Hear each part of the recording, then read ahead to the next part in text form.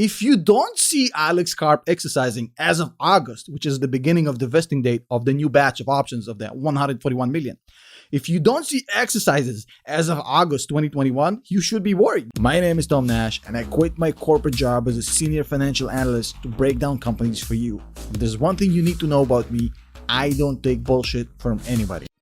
Ladies and gentlemen, news just broke. Hell just froze over because literally I am making a video about stock option taxation, which is a topic I've never thought to be of any interest to anybody but a few nerds that I used to work with. But I guess now it's interesting because you guys have been asking me a lot about it. There's so much confusion. A lot of people who don't understand taxation are talking nonsense. And in this video, I'm going to set the record straight because my previous video created a lot of confusion about technicalities that needs to be addressed here on Reddit, on social media. So I'm just going to make this video to make things clear. But first of all, good morning, allegedly squad. This is your friendly former senior financial analyst, Tom, currently a YouTuber here to bring you the news without any agenda. I don't hype. I don't fearmonger. I just bring you the nuanced news without anything to sell. No courses, no software, no BS like this. I don't pretend to be anything but the guy who actually explains to you what's really going on. In today's video, we're going to tackle a little bit of a difficult topic, but you know me, I'm going to make it interesting. The only thing I want is just your attention. Don't click nothing, don't smash nothing, don't buy nothing. Just give me attention and I'll teach you about stock option taxation and I'll show you why, as crazy as it sounds, the fact that Alex Karp is actually exercising options right now means he has the utmost faith that the share price will go up. I know that sounds crazy, but trust me, I'll prove it to you in this video using numbers and facts, no opinions. Check this out. Now, first of all, let's talk about the 3 points that I keep hearing on social media and on Reddit that are total nonsense. And I'm going to break it down to you right now. First of all, a lot of people are saying, well, Tom, he just sold 450 million worth of profit, right? So he doesn't need to sell any more shares in the future. He has now enough just to cover the entire option grant, right? So we shouldn't see any future sales, should we? No, we should, and I'll explain in a second why.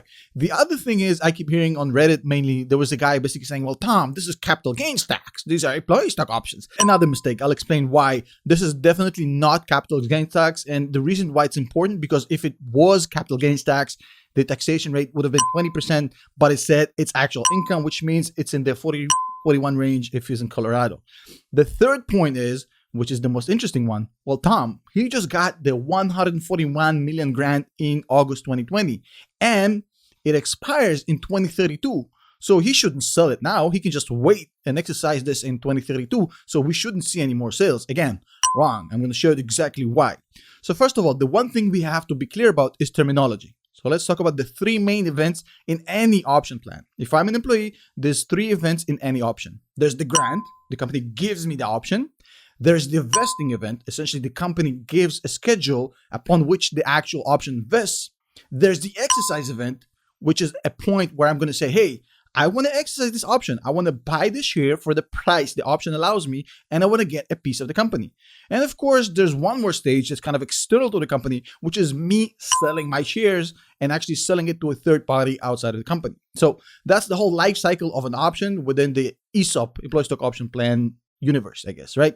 So what are we talking about here? So Alex Karp right now holds 81 million shares of Palantir. Now, those are basically, I think, 85 million of Class B shares and the rest is Class A. The only difference is voting rights. And there's a whole voting mechanism that pretty much allows Alex and Peter Thiel to basically remain in control of the business, which I think is a good thing. So no issues there. Beyond that, there's 2 options grants that we are talking about here. And I think a lot of the basically comments that I get on social media, people don't understand the difference. And I'm going to explain in this video. So essentially, there was an options grant in 2009. 16 million options were granted to Alex Karp, non-statutory options. And it's really important that you remember this name, non-statutory options. Now, it's important. Trust me, that term is extremely important. Now, right now in August 2020, just before they went public, and again, it's important, just before they went public, he got another non-statutory option grant of 141 million options and 40 million RSUs, which is restricted stocks pretty much. So essentially that's stocks, not options. I know that sounds boring, but trust me, it's going to make sense in just a second. So by the end of 2020, Alex Karp did not exercise a single option from that 60 million options he got granted in 2009. Why? Well, because non-statutory options don't create a taxable event if the price of the share can't be determined upon the date of the grant. Essentially, the only way in which it can be determined is if it's public. So if the company is not public, when you're getting non-statutory options as an employee, there is no taxable event upon the grant because there is no determinable price. Now, it doesn't matter if the company becomes public later. The determining date is when you get these options. And that's why they gave him the second package, the 141 million, on August, just before they went public. So he doesn't get taxed upon the grant. So 81 million shares and about 200 million options. That's what Alex Karp has. And why is it important that both grants are non-statutory? So I'm going to explain the actual technicalities later, but it's the first signal when you can see what Alex Karp cares about. The thing with non-statutory options is that they get taxed at ordinary income rates, not capital gains tax like people think with most options. The reason is, well, you would say, right, why would you agree to this as an employee? Because if you agree to this as an employee, you pay double the tax. However, the company gets to deduct this as a business expense as salary. Because if you use actual capital gains tax, then the company doesn't have the deduction. And here's the thing, if you're trying to safeguard the best interest of the company over yourself, that means non-statutory stock are better for the company, worse for the employee. Guess what? Alex Karp chose to pay more tax to help out the company, give it more tax-deductible expenses. That's the first signal, completely ignored by mainstream media and a lot of these social media influencers. You have to understand that he gave up a lot of money to help the company. Now, here's the thing. Since they went public, he's been exercising heavily from that 60 million batch, because that 141 million batch starts vesting in August this year, so in 3 months. So he exercised about 33 million options from those 60 million that he actually has, and he's been actually reporting on it, creating a lot of mess and a lot of FUD. Now, here's the thing that most people don't understand. These options expire in December this year. So he literally has 6 more months to wait and then they expire. So we know Alex Karp sold so far 33 million shares, meaning he exercised at least 33 million. Now here's the thing.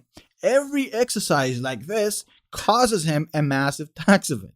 The exercise cost him $20 per share because his basis, his strike price is 10 cents, as you can see in the documents. So every time he exercises, he has to pay tax on profit of $20 per share. And at this point, a lot of people have been asking me, well, Tom, if the exercise causes a taxable event, why doesn't he just wait until December? He still has time to exercise these for another 6 months. He can just wait.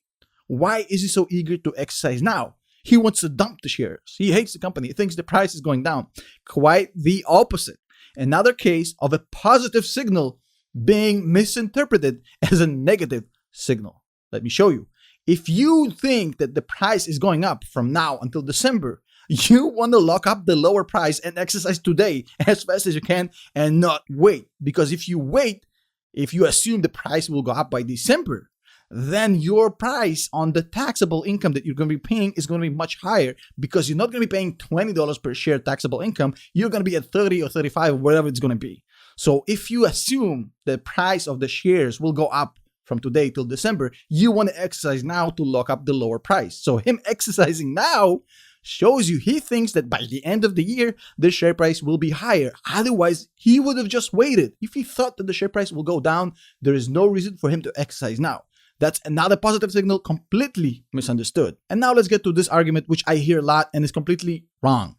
So now people are saying, well, Tom, he now has enough cash that he doesn't need to exercise any more options until 2032. So he shouldn't, right? Because he just paid $185 million in debt to the IRS and he exercised $450 million of sales. So that means he still have a lot of money, $265 million net. Enough money, right? He doesn't need to exercise more. He can just pay taxes up the wazoo. Wrong. Let me explain. Let's do some math here. So apart from the 60 million that expires in December, there's 141 million on the table plus a 39 million RSUs, which are essentially stock that he has to pay tax for. Now, here's the thing. For the RSUs, he's going to pay tax whenever they vest. So they vest at about 2.5% per quarter. So that's going to be a tax bill that's going to be recurring over the next 10 years. And it's not going to be cheap. So he needs to allocate that money. By my calculation, it's going to be about $30 million, maybe $32 million over the course of 10 years. So about $3 million per year. Now, that's chump change versus what we're about to talk about right now. The $141 million that he has in stock options will create a total tax liability of $450 million, which is quite higher than the $260 million he currently has on cash. And that's just ignoring the fact that he might want to buy some expensive shit because he's a billionaire now. Let's just ignore that, okay? So check this out. So what's going to happen? A lot of you may say, well, still, Tom, he has $265 million. Let's say he pays $30 for the RSUs. He still has $230. He can just not exercise the $141 million options until 2032, until he has more cash. He doesn't need to do it now. But here's the catch. If you've been following this video, you know what my answer is going to be. If he thinks that the share price is going to go up from August 2021 until 2032, he needs to exercise it as fast as he can to lock up the low price before it goes up. So here's the conundrum. Here's the paradox. If you don't see Alex Karp exercising as of August, which is the beginning of the vesting date of the new batch of options of that 141 million, if you don't see exercises as of August 2021, you should be worried. Because if he thinks the share price is going up, he's going to be exercising as fast as he can to lock up the low price. Because if Alex Karp thinks that the share price will go up, he's going to be exercising as fast as he can, triggering taxable liabilities, triggering sales to pay the tax bill. Now, if he's not doing that, you should be worried. And I know it sounds kind of counterintuitive, but it is true. Quicker exercises means that you want to lock up the lower share price. If he doesn't exercise, we're in dipshit. And somehow, I just managed to make a whole video about stock options taxation, which I'm assuming there's going to be like 50 people who'd watch this shit. I don't know.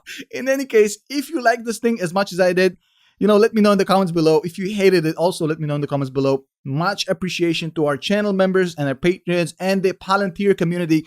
Thank you guys so much. We'll see you guys in the next video.